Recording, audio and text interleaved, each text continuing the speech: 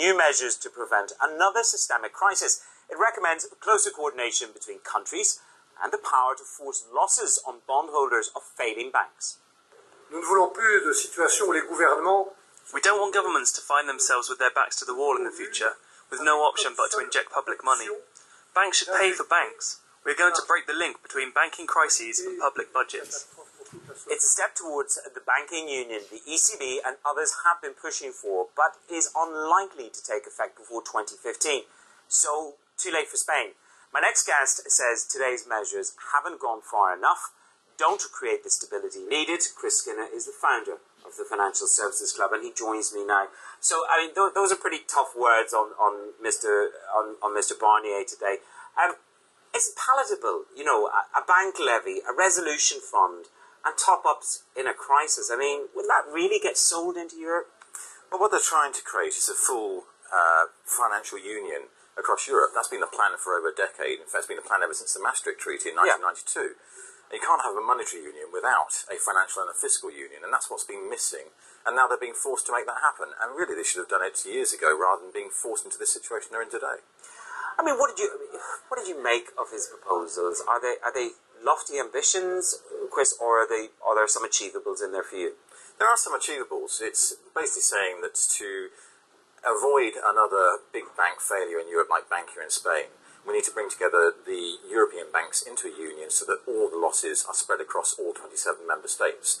Britain will never buy into that. Equally, I'm not sure Germany will. So the issue is, how do you get all the member states to agree something when everyone has a different view? I mean, the Germans, you know, they've done their bit so far in the sovereign debt crisis, and they are balking at committing, you know, one might say fair enough, balking at committing any more. They're not going to buy into this, are they? Well, the only way in which they would is if Germany wants to achieve the economic dream of being an integrated Europe, with Germany at the helm of an integrated Europe. And that means that Germany has to accept they're going to have to fund the member states that are failing, Spain, Greece and others, which they've been doing so far. But Spain is now exposed to at least 40 billion euros of losses in the banking system, maybe as much as 100 billion or more, depending on how you work out the numbers. I go with the higher number because I'm always a bit suspicious of the numbers Spain comes out with. And, you know, will Germans swallow that amount? I don't think they will.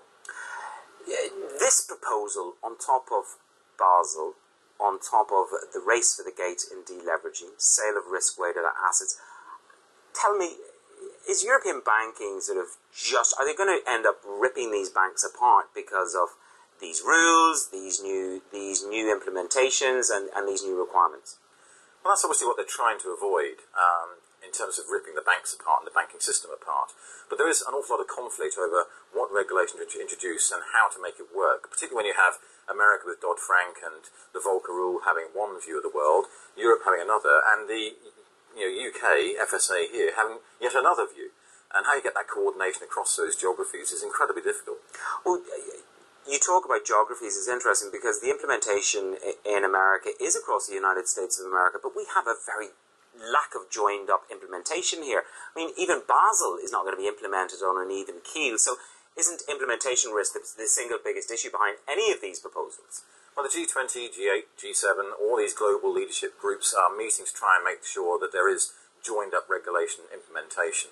The question is the definition, because it's at the high level, at a principles level, easy to do. At the detailed level of the wordings and how each member state interprets those wordings, Europe's always failed to achieve that. You look at the Markets and Financial Instruments Directive, Solvency II, the Capital Requirements Directive. Europe has never had a good way of implementing a financial regulation. And even when they've tried, one member state always finds a way out. You mentioned Spain and Bankia, and your number was up at 100. Should we have learned from Ireland? Should Spain be allowed access to bailout funds and avoid this sovereign bailout with all of the machinations that go with that? Should we have learned and move on and let them access the fund? We should have learned, but if you go back to the European stress tests of the banking system, which took place 2010, 2011, and both times I and many others were saying it didn't stress test for a sovereign debt default, it didn't stress test at the right level of capital ratios for Basel III or even for Basel II. And 11 months ago, Bankia was given a clean bill of health by the European stress test, and now it's failed. That's the problem, that we haven't actually built in the scenarios we should have built 2 years ago for what's happening today. Is there merit, briefly, is there merit in another round of robust stress test failure?